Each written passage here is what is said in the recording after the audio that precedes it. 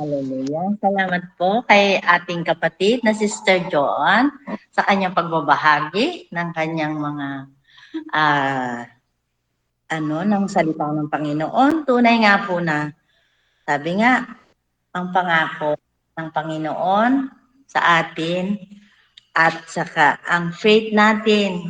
Kasi kung walang faith, ay di mangyayari yung ating inaasahan. Kailangan laging may faith tayo.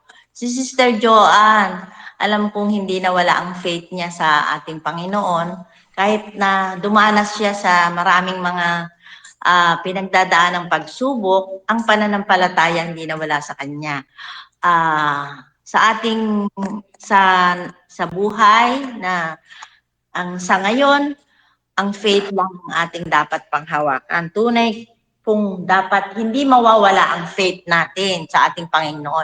Anumang bagay, anumang dumating na pagsubok sa atin, may pananampalataya nung malalampasan natin yon. Sa akin pong yun nga, sinasabi, move forward. O wag kang mananatili dun sa nangyari.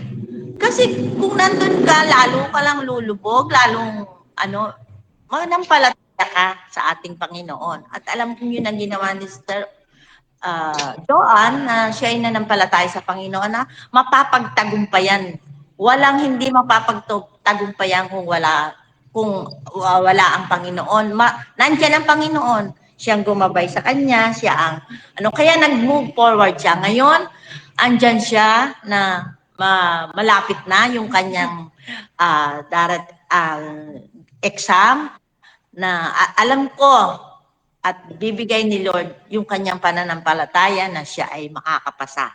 At alam kong sa pananampalataya niyang yon ay magtatagumpay siya at magpapatuloy siya ng paglilingkod. Pagkatapos, sa ngayon, busy siya sa kanyang pag-exam, sa kanyang pagre-review, pero alam kong ang plano ng Panginoon sa kanya ay maging isang teacher. Pagdating na noon, ipagpapatuloy na niya ang paggawain sa ating Panginoon at siya ay gagamitin dito sa ating bahay-sambahan. Yun lang po, napakaganda ng mensaheng ipinahayag sa atin ng ating Panginoon sa araw na ito. Ngayon po, sino po naman ang magbabahagi ng kanyang take home? Maka-online po. Po meron kayong maipapahayag o maisasabi tungkol sa mensaheng ibinigay ng Panginoon.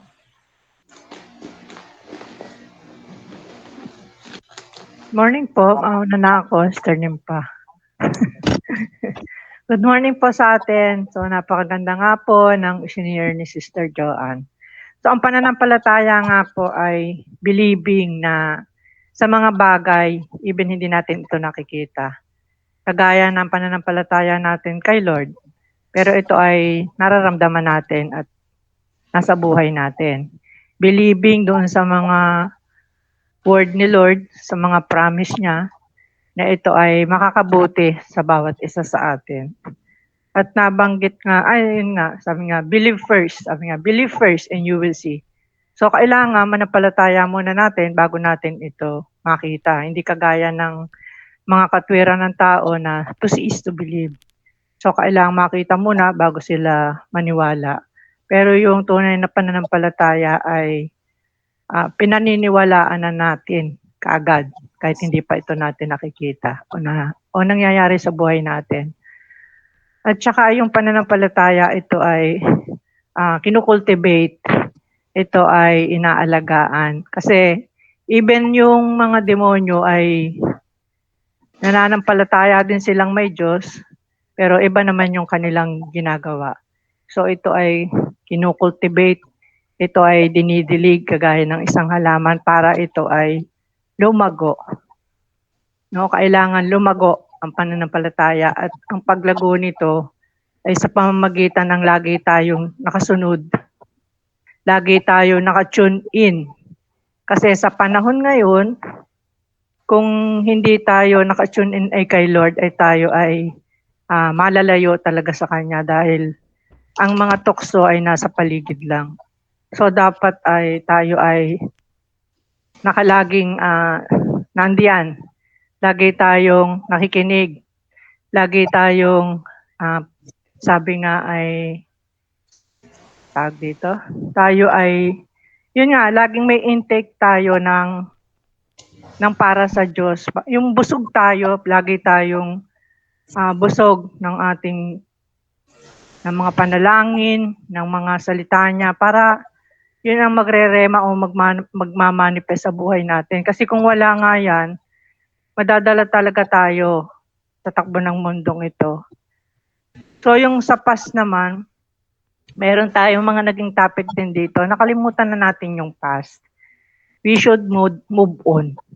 No, kung yung past na yan ay ito yung nagiging barrier o nagiging hadlang para tayo ay lumago, kakalimutan na talaga natin yon. Maaaring yung past na yan ay maging lesson learned sa atin para hindi na natin uli magawa yung pagkakamali. Maaaring yung past na yan ay test sa atin para tayo ay lalong lumago.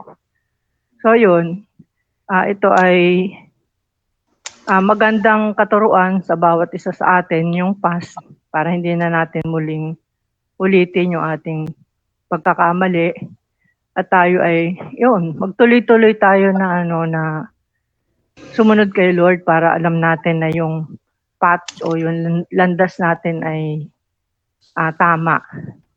Doon tayo sumama sa mga tao na alam natin na maglilid sa atin sa tamang landas. Kasi nga, yun nga, kung hindi tayo mamimili, sabi nga may free will tayo, nasa atin pa rin ang choice kung saan tayo sasama. No? Yun, nasa atin choice lagi kung saan tayo sasama. Kung gusto ba nating mapasama o kung gusto nating mapapabuti. So doon na tayo sa mapabuti. Kasi napakaganda nga ng promise ni Lord sa atin. So yun ay dapat nating panampalatayaan. So yun lang po and good morning sa lahat. Thank you, Sister